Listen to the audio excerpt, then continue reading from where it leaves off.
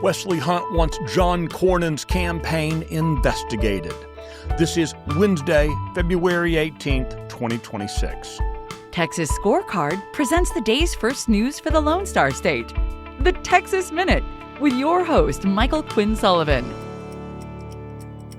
We're already halfway through the week. Thanks for making the Texas Minute part of your day. Attorney General Ken Paxton is suing a Chinese company for allegedly giving the communist government access to Texans' data. More on that story coming up. Republican voters will determine the fate of a non-binding ballot proposition urging Texas to ban Sharia law. State and federal lawmakers say the vote marks the beginning, not the end, of a broader political push on the topic. U.S. Representatives Chip Roy of Austin and Keith Self of McKinney launched the Sharia-Free America Caucus in the U.S. House late last year. The group has already grown to 40 members, including 10 from Texas, and lawmakers say it continues to gain traction. Following a private roundtable discussion in Irving with lawmakers and policy experts yesterday, Roy said the caucus's rapid growth is indicative of the concern people have about radical Islamic activity in the country. Republican State Representative Brent Money of Greenville said the proposition could play a role in educating voters and shaping legislative priorities. He described Sharia law as, quote, the biggest threat to Texas right now.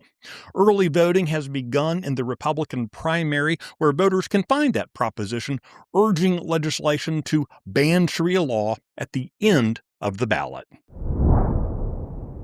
Texas Agriculture Commissioner Sid Miller is accusing big tech of meddling in the Republican primary after his largest social media platform went dark just as early voting began.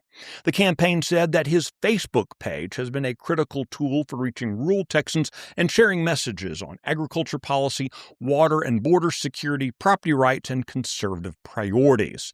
The campaign argues that the timing points to intentional suppression rather than a routine technical or policy review.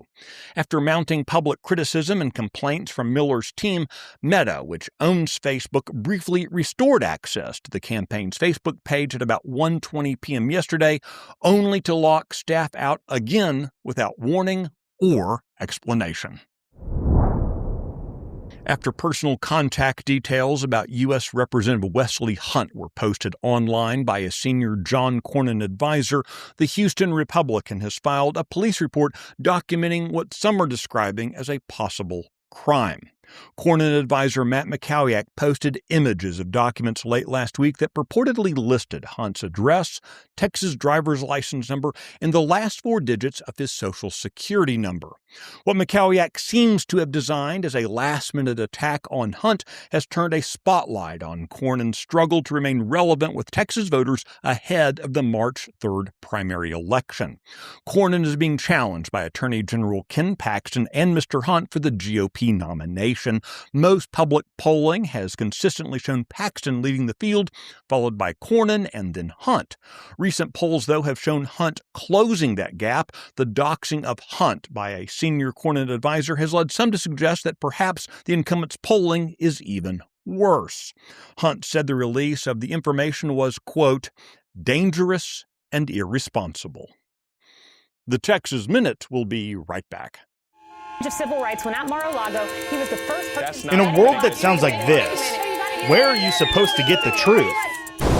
Hey there, kids. It's Chris Salcedo. Are you tired of the same old media narrative painting all the Latinos with the same brush? Well, I'm here to shake things up. Join me on the Salcedo Storm podcast, where I challenge the status quo and bring you fresh perspectives on national, state, and cultural news. Tune in weekdays, available wherever you get your podcasts.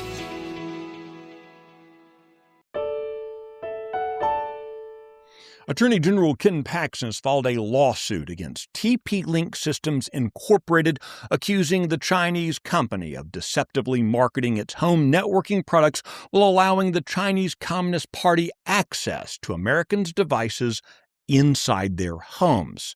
Paxton's lawsuit alleges that despite TP-Link's assurances of privacy and security, its routers and other devices have been used by state-sponsored hacking entities tied to the People's Republic of China in order to launch cyber attacks against the United States.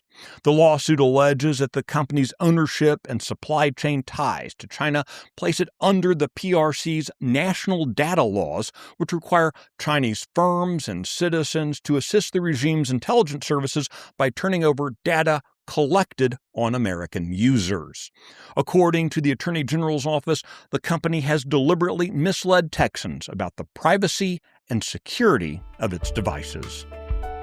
You can find details on all the stories mentioned today and keep up with the latest news by visiting TexasScorecard.com. This edition of the Texas Minute was produced by Riley Edwards and based on the original reporting of Brandon Waltons and Sidney Henry.